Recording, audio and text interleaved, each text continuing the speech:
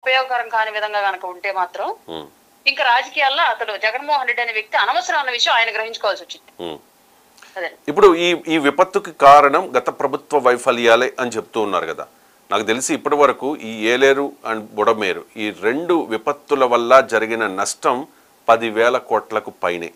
అంటే మరి జగన్మోహన్ రెడ్డి ఇవ్వాలా అంటే జగన్మోహన్ రెడ్డి ఇవ్వక్కర్లా, ప్రభుత్వం అనేది కంటిన్యూషన్, ఆ ప్రభుత్వ తప్పిదం అయ్యి ఉండవచ్చు. కానీ ఇప్పుడు ₹1 ప్రకటించారు, ఆ ₹1 కూడా ఇస్తారా లేదా అనేది క్లారిటీ లేదు. మీరు అంటే ఏం డిమాండ్ చేస్తూ ఉన్నారు జగన్మోహన్ రెడ్డిని? సార్ మేము జగన్మోహన్ రెడ్డిని డిమాండ్ ఏమి చేయట్లేదు సార్. ఒక ఇంతకు ముందు అతను ముఖ్యమంత్రి అయ్యాడు అంటే ఈ రాష్ట్ర ప్రజలు పెట్టిన భిక్ష. వాళ్ళ నాన్న హైదరాబాద్ లో నాకు ఉన్న ఇల్లు కూడా అమ్ముకొని నేను రాజకీయాల్లో వచ్చాను అని చెప్పేసి ఎలక్షన్ అఫిడవిట్ లో మొట్టమొదటిగా నమోదు పరిచాడు. అతని దగ్గర ఉన్నటువంటి ఆస్తి 57 లక్షలు అని. అట్లాంటి రాజశేఖర్ రెడ్డి ముఖ్యమంత్రిగా ఉన్న టైంలో జగన్మోహన్ రెడ్డి 1000 కోట్లకు అధిపతులు అయ్యారు అంటే ఈ ప్రజలు పెట్టిన భిక్ష. ఈ ప్రజలు పెట్టిన భిక్షని ఆ ప్రజలు ఆకలితో అలవటిస్తున్నప్పుడు ప్రభుత్వానికి సహకరించాలి, లేదా స్వచ్ఛందంగా మీరైనా సరే పెద్ద మొత్తంలో వాళ్ళకి సహాయ సహకారాలు అందించాలి. రైట్. చిన్న చిన్న పిల్లలు వాళ్ళ కిటీ బ్యాంక్ లో ఉన్న డబ్బులు ఇస్తూ ఉన్నారండి. చాలా మంది ఎంప్లాయీస్ ఒక రోజు జీతం ఇస్తూ ఉన్నారు, డొనేట్ చేస్తూ ఉన్నారు. సార్ ఎవరి దాకా ఎందుకు సార్, అతి సామాన్యురాల్ని, బిలో మిడిల్ క్లాస్, పావర్టీ దగ్గరగా ఉన్న వ్యక్తిని నేనే నిత్యావసరాలు పంచడానికి వెళ్తే ₹1,00,000 ఖర్చు అయినాయి సార్. అప్పు చేసి మరీ తీసుకెళ్ళాను, నేను ఏదో ఒకటి చెయ్యాలి వాళ్ళకి అని.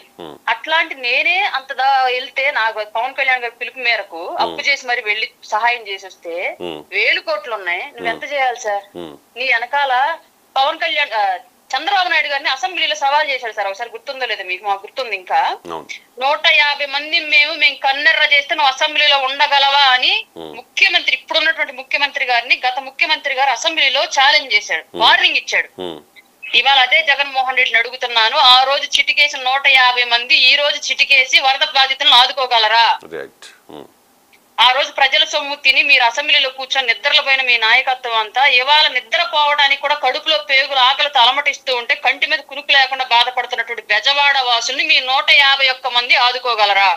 ప్రభుత్వానికి అదే చంద్రబాబు నాయుడు గారికి చిటికేసి వాళ్ళు చెప్పగలరా, ఇదిగో నా 150 మంది ఇంత ఫండ్ ఇస్తున్నాం గవర్నమెంట్ కి, నువ్వు చేయలేకపోయో నేను చేస్తున్నానని ఇవాళ చిటికేసి ఛాలెంజ్ చేయగలరా జగన్? డిమాండ్. ఎందుకంటే ప్రభుత్వం ఏం చేయాలో అంత చేస్తుంది, దానికి మించి జన సైనికులు ఎంత చేస్తూ ఉన్నారు.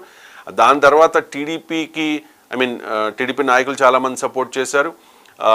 కూటమి రావాలి ఆంధ్రప్రదేశ్లో, ఈ జగన్ అనే నియంత పోవాలి అని కోరుకున్న వాళ్ళందరూ కూడా ఇప్పుడు వరద బాధితులకు బాసటగా నిలుస్తూ ఉన్నారు.